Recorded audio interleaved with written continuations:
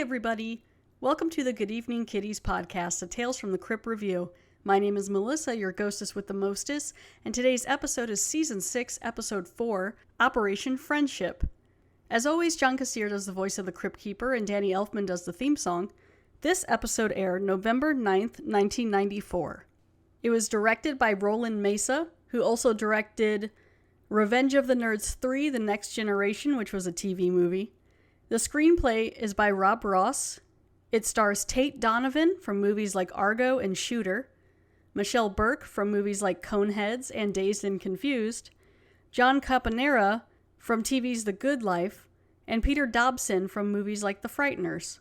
I'm going to go ahead here and read the information on the back of the box. For Season 6, Episode 4, Operation Friendship. Two's a crowd. A nerdish computer programmer finds his love life hampered by his imaginary buddy. Oh, well, that's disappointing. So they actually tell you about what the twist, like it's not like a twist, like you find out about it being his imaginary friend fairly quickly, like you can figure it out. But it's a little annoying that they kind of give it away because it was a little fun, like I didn't read the back before I watched it, and so it's a little fun to be like I didn't quite remember this one when I watched it, so yeah, we'll get into that. This episode's a little annoying. It's not one of my favorites. And I think I'm starting to notice a trend on the episodes that I don't care for, and a lot of them are when people who are not all that bad or all that immoral or all that evil or whatever, they get a comeuppance that they don't quite deserve. This, alongside of other episodes like Three's a Crowd or even the last one, Whirlpool, where it's like the people aren't really all that bad, like the main people, to where it's like, why is all this happening? I guess some of it is just like, well, it just happens because screw it. You know, people get screwed over all the time. But this episode also it's just a bit annoying. So let's get into it. Season 6, Episode 4, Operation Friendship. This episode opens with the Crypt Keeper, and he is in a scuba suit. Like he's gonna go deep sea fishing. He's got not necessarily the scuba hat, but he's got the little like the mouthpiece thing when you would like snorkel. That's what he's got. A snorkel and a harpoon gun hooked onto a long cable, and he's got a little French accent. Hello, boils and ghouls. It's me, your favorite creep from the deep, Jacques Cousteau. You're just in time. I'm about to dive into tonight's tale. Care to join me? He says his name is Jacques Cousteau instead of Jacques Cousteau, which was a French explorer. So like that's the joke, like Jacques instead of Jacques. Ha ha ha, funny. So he's having fun. He's gonna go hunting for something. So this episode opens up in an office setting. Everyone's got like their little cubicles or whatever. And it starts out with the main guy, Nelson, played by Tate Donovan. Nelson is a computer programmer. He's really smart. You find out later that he knows like Chinese, and he's very good at programming the programs he does. He gets very involved in his work where he kind of doesn't notice things around him, and just like he's just really good at it. So he's in his cubicle, he's got his glasses on, he's got some headphones in from his Walkman because it's 1994, and he's just working on his programs as they're bringing in the credits and everything. And he breaks open, or he gets into his stash of chocolate because he's like stuck, right? He's working on this program. It's like chocolate helps him computer. So he pulls out the chocolate bar and he eats it. And then he does this thing where he'll take the wrapper and like kind of roll it up into a little shape and then put it on his shelf where he makes like a little tower out of these, which come up later, which will help you like with the passage of time. So as he's working on all this and everything, and you hear all the sounds of the office and all this, a door opens nearby, and he doesn't see this yet because he's kind of in his own world doing his own thing, listening to music or whatever. And this guy, a couple people in suits, and this other woman, and like a lot of people coming up out of a business meeting. And this guy who was in the meeting, his name is Jack, comes over and he's talking to Nelson. He's like, hey, what's up? And Nelson's like, oh, hey, man. Oh, yeah, I got to get to that meeting. You know, are you coming to the meeting? And Jack's like, I just left the meeting. He's like, what are you talking about? And he looks at like the time and he's like, oh man, like he got so involved in his programming and eating chocolate that he forgot to go to the meeting. And that's when this bigwig upper management lady comes over and she's like, Jack, McFarland just called with a question about the program you wrote. He wants to know, can we make it voice activated? The accounting program? Jack did a great job. Jack? Yeah, I can do that. Tell McFarland if he wants it voice activated, he's got it. I got a feeling those VP stripes are just a matter of time. You told him you wrote the program? Well, I don't think I used those exact words. Hey, about this voice-activated idea. Can we do it? You mean, can I do it? He's the main programmer for this proposal. Like, this Jack guy is taking credit for everything that Nelson's doing and promising things that he's not even sure Nelson could do, but saying that Jack would be doing it. And Jack's got this like kind of slightly guilty look on his face, but he's like, okay. And so the lady leaves, and then Nelson's like, seriously? And Jack's like, can we do what I was promising? And he's like, do you mean, can I do what you were promising? And then Jack gets like irritated at him because he's getting called out. He's like, just keep in mind that if once I get moved up in this company, which is going to happen, I'll take you with me. And it's like, right, sure you will. You're already stepping on Nelson now. Nelson is a hard worker and not super confident and putting himself out there and things like that. I think he's like his early 30s or something like that. But I mean, he's good at what he does. But people are stepping all over him. So he leaves work in a huff, or like, kind of in a bad mood, because, Jack's screwing him over, and there's not much he can do about it. He don't know what to do. And so he's coming home, and he's walking, he lives in this apartment building, and he's coming down with a box of some stuff. I guess it's like, maybe it's the weekend, and he's going to work on some computery stuff in his apartment. And then as he's walking, there's these other guys with him holding boxes, and there's someone moving in across the hall. And it's this woman.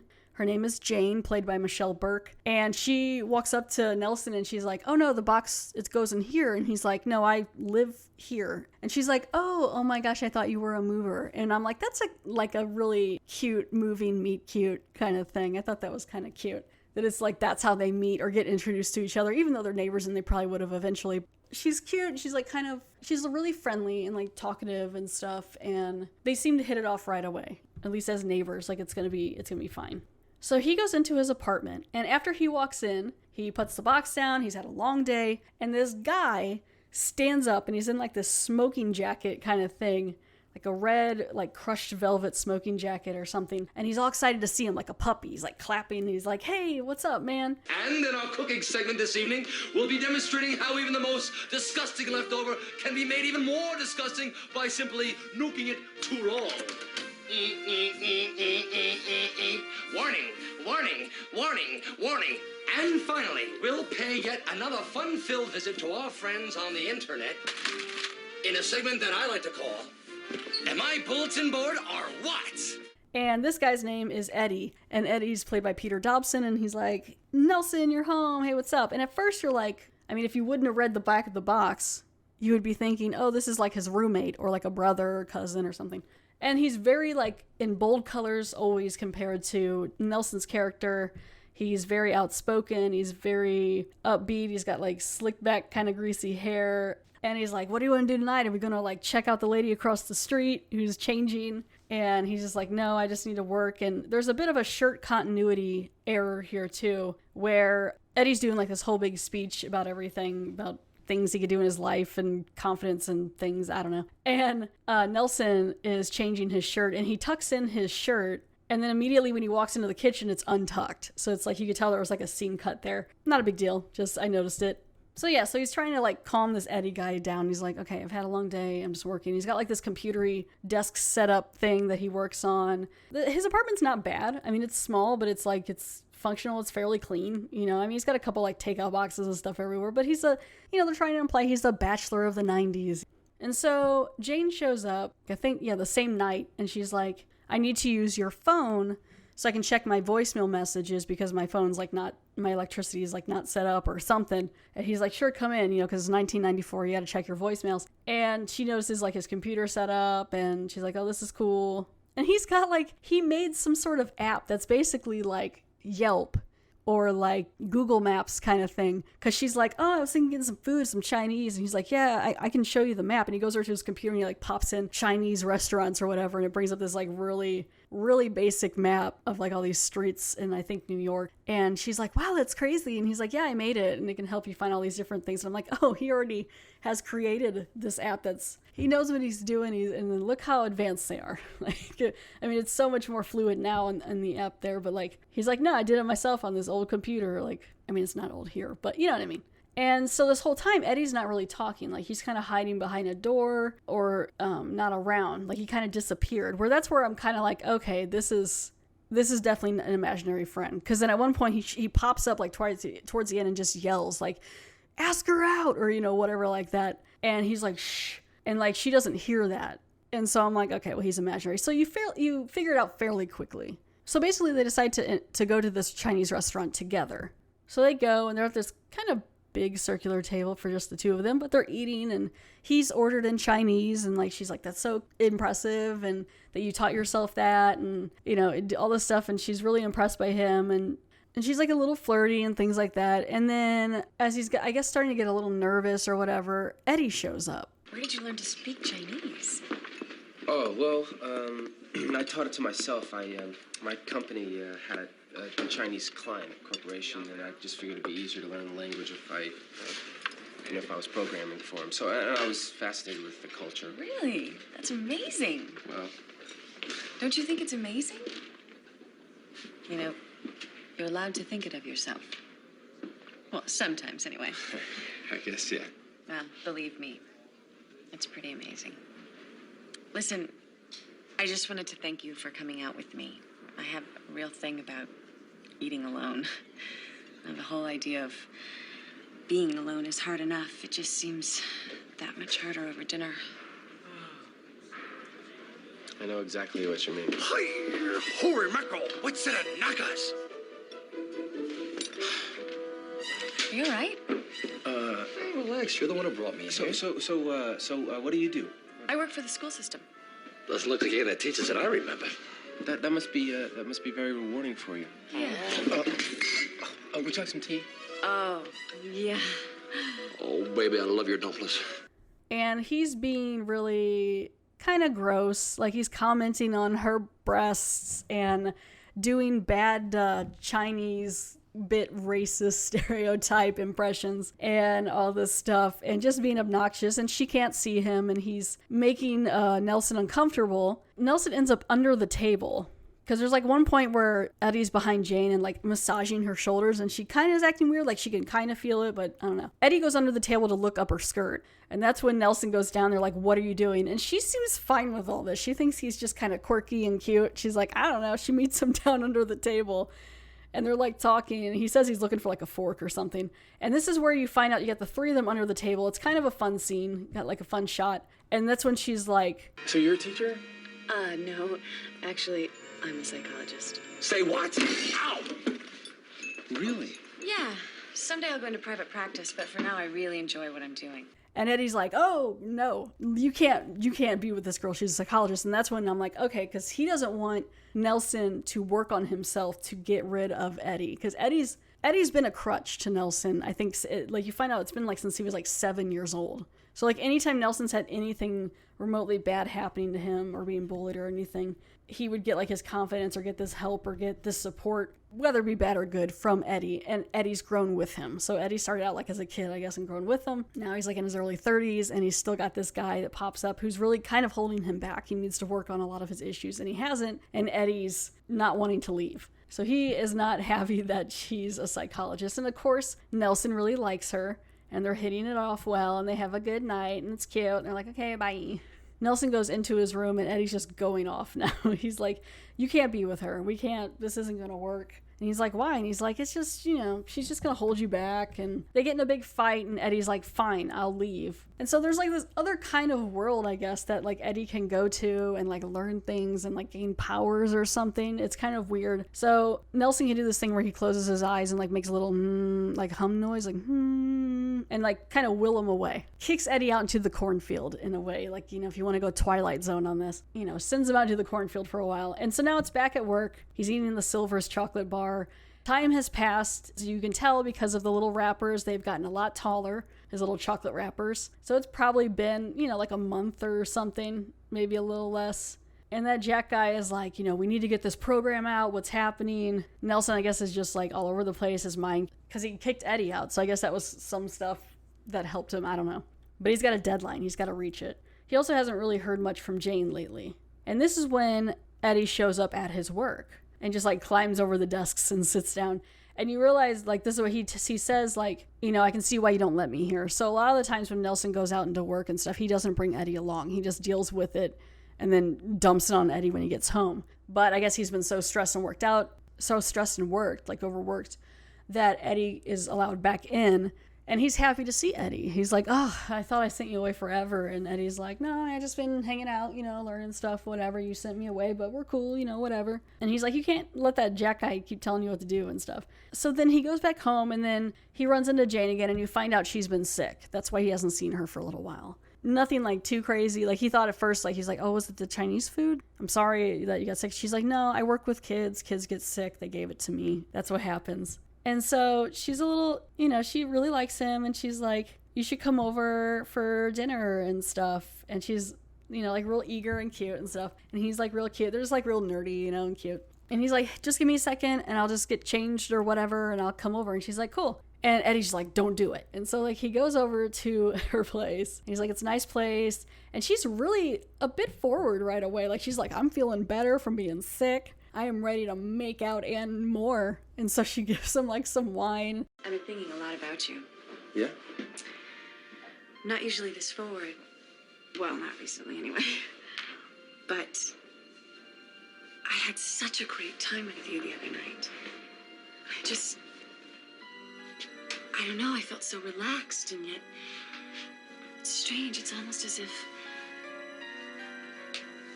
there was something touching me. Touching you? Yeah, like hands. Here.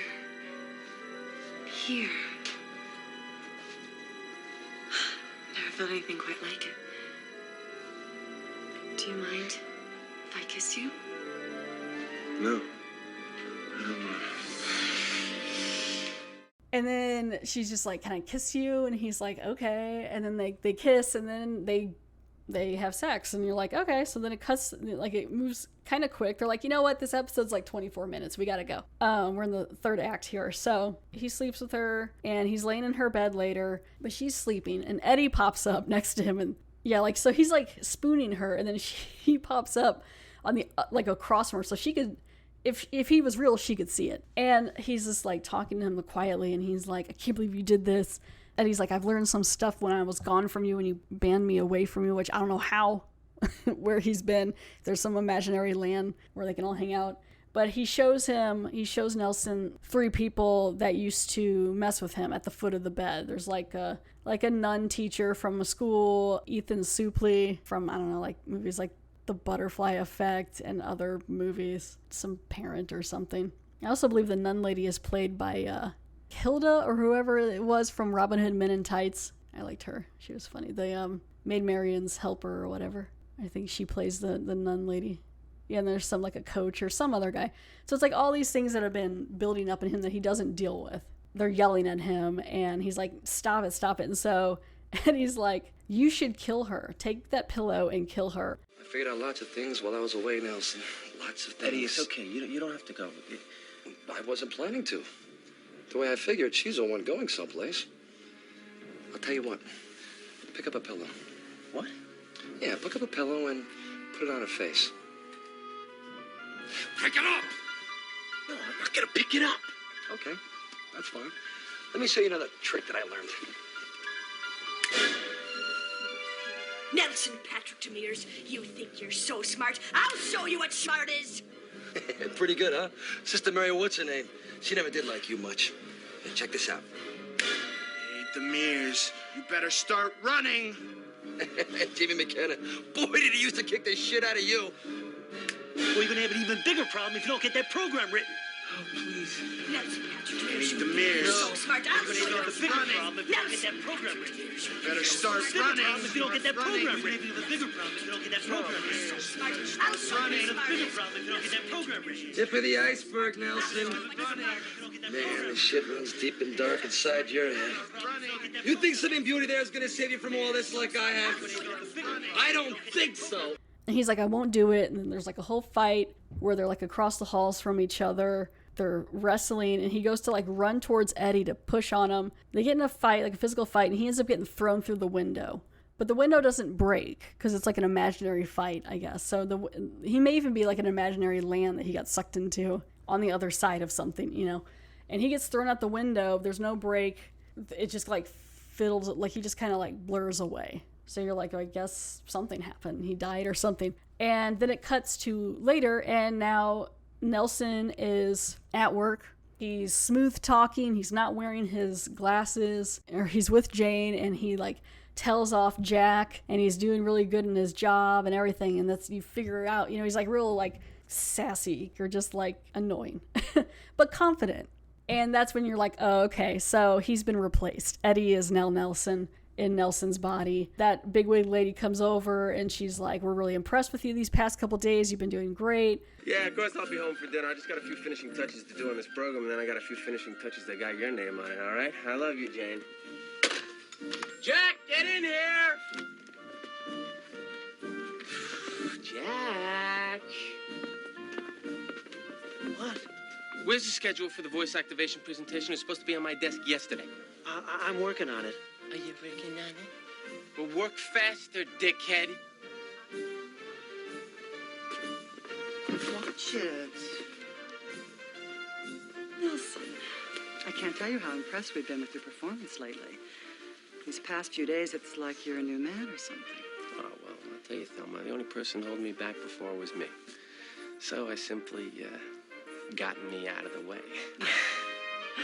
Well, whatever you did, it worked. I see VP stripes in your future. He's like, the only person holding me back was me. And so you're like, oh, okay, like he gained confidence and stuff. But it's like, it's also kind of feel bad for Nelson because it's like he got overthrown by this more aggressive, abrasive person that's not necessarily him. But I guess Jane's fine with it and works fine with it. So I don't know, maybe it's all for the best. I don't know. And then that's how it ends. He like does this real annoying laugh and that's it. That's the end of the episode. It's an interesting take on like the imaginary friend thing, but it's not one that really like sticks with me. It was well acted and everything. So that's the end of season 6, episode 4, Operation Friendship. There is some IMDb trivia on this one. The candy bar, like I said, was named Silver's, and that's after producer Joel Silver for Tales from the Crypt. The Optitrin office exterior, they do like an exterior shot where the office is the same building at 837 Traction Avenue in Los Angeles, California, that was used many years later as the loft exterior in the New Girl show in 2011. Isn't that interesting? It cuts back to the Crypt Keeper, and now he's fishing. He's no longer in the snorkeling outfit. He's now fishing. He's got like the little vest on, and like he catches a couple of eyeballs. And he's just having fun throwing out those puns. Crypt Keeper, you're so punny. And the best Crypt Keeper pun is... As for me, kiddies, I'm afraid I've given up my water wings for dry land. My producers insist I get a little R and horror. And yeah, that's it. Season 6, episode 4, Operation Friendship. The next episode is season 6, episode 5, Revenge is the Nuts. Thank you all so much for downloading and listening to this episode. You can leave a 5-star review on iTunes or Facebook, and I will read it on the podcast. I really appreciate it. It's fun to read everyone's comments and reviews and things like that. You can also follow the Good Evening Kitties podcast on Facebook as well as Twitter at GEK Podcast. That's at GEK Podcast. Thanks for checking out the episode, and have a good one.